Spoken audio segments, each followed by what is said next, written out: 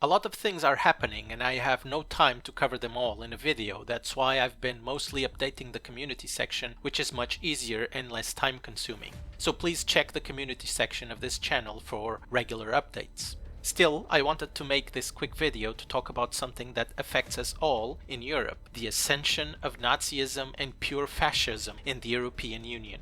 I already covered the fact that the majority of European Union countries support literal Nazis in Ukraine. The European Union countries give weapons, money and ammunition to the literal Nazis that have been committing a genocide in eastern Ukraine since 2014. I also covered the applauses and standing ovations that Ukrainian Nazis got in the Canadian Parliament and other places in the USA and Europe. Nazis and Nazism are being glorified in USA and Europe, and very little is being done to oppose it. But it doesn't end here. A couple of weeks ago, the Prime Minister of Slovakia suffered an assassination attempt. A man shot him 3 or 4 times. The Prime Minister of Slovakia, Robert Fico, was against supplying weapons to Ukraine, because by supplying weapons to Ukraine, the war is being prolonged, not stopped. After being interrogated, the man that shot Robert Fico revealed that the main reason for his crime was because Fico's policy to not supply weapons to Ukraine. In fact, this man can be seen in protests shouting the Ukrainian Nazi slogan Slava Ukraina. We can easily conclude that this man is a Nazi or a Nazi supporter, which is the same thing. Because Robert Fico was against supplying weapons to Ukraine, he was demonized by the European Union with constant propaganda against Fico, and then a Nazi tried to assassinate him. This is not a coincidence, this is done on purpose by the European Union. And this becomes even more clear when we look at what's happening in Georgia. For many years, the USA and European Union have been trying to turn Georgia into another battering ram against Russia. That already happened more or less in 2008 when Georgians attacked the province of South Ossetia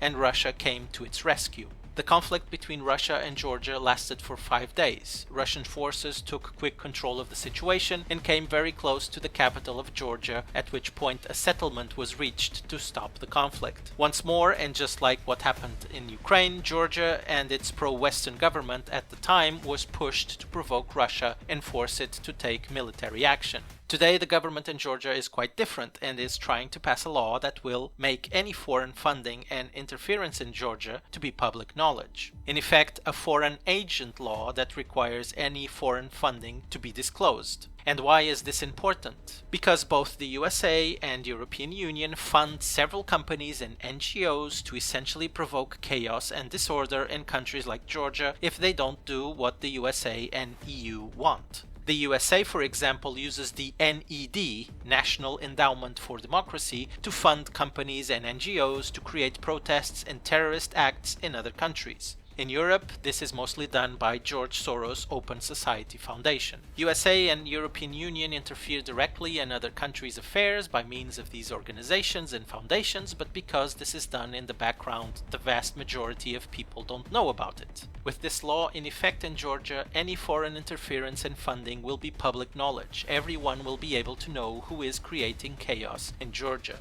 And the European Union is very unhappy with this law. They want to be able to continue interfering with Georgia's affairs without issues. They even organized and funded protests in Georgia by means of these companies and NGOs I already mentioned to create chaos and disorder in Georgia to try and prevent this law from being passed. Politicians from other European countries like Lithuania even joined these protests against this law in Georgia in a blatant example of foreign interference. But recently we had the most blatant of all examples of foreign interference in fascism. The Prime Minister of Georgia recently met with members of the European Commission, and one of the members of the European Commission openly threatened the Prime Minister of Georgia by stating that if the foreign agent law passes, an assassination attempt like the one on Prime Minister Robert Fico could happen in Georgia. The member of the European Commission that did this was Olivier Varhelyi. He of course denies it was a threat, but it's very obvious that it was indeed a threat, because the European Union openly opposes this law in Georgia. And just like all fascists, you either do what they want, or they threaten or try to kill you. USA and the European Union are openly glorifying and supporting Nazis, and the Nazis are very emboldened now, to a point where they try to assassinate everyone they disagree with. You don't see anyone trying to assassinate the Nazi supporters like Ursula von der Leyen or Boris Johnson or Emmanuel Macron.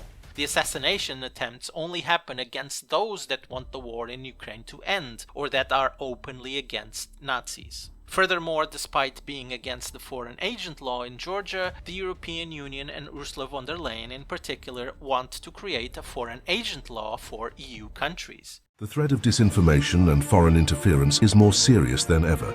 The aim of all this is to divide our societies from within. The enemies of our democracies are manipulating information to sow division.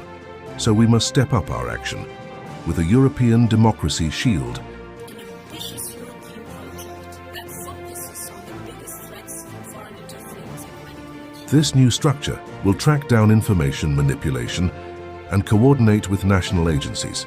The shield will detect foreign interference, remove content with a stronger approach to AI deepfakes, and finally pre-bunk and build resilience. In effect, no foreign agents can interfere with EU countries, but EU countries can interfere with non-EU countries. In other words, this is pure fascism in Europe. We are in very dangerous times when literal Nazis took power all over Europe and are implementing the most fascist policies ever seen. Some people say that if the Germans had won the war in 1945, Europe would be quite different today. I say that the Nazis may have lost the war, but they were not defeated and are now implementing what they wanted to do if they had won the war. And let's not forget once more that every year in the United Nations, Russia pushes for a resolution against the glorification of Nazis and Nazism. I'm sure you can guess who never votes for this resolution: USA, Ukraine, and most European countries. This is not a coincidence. This happens because Nazism is very much alive in USA, Ukraine, and most European countries, and it's reaching concerning levels. If you are part of the group of people that support Ukraine, support the European Union, you are part of this problem. You are supporting Nazis, their glorification, giving them more and more power to create all the fascist policies that are being implemented now. And if you know the tiniest bit of history, you will understand how dangerous that is. I hope you like this, and I'll see you next time.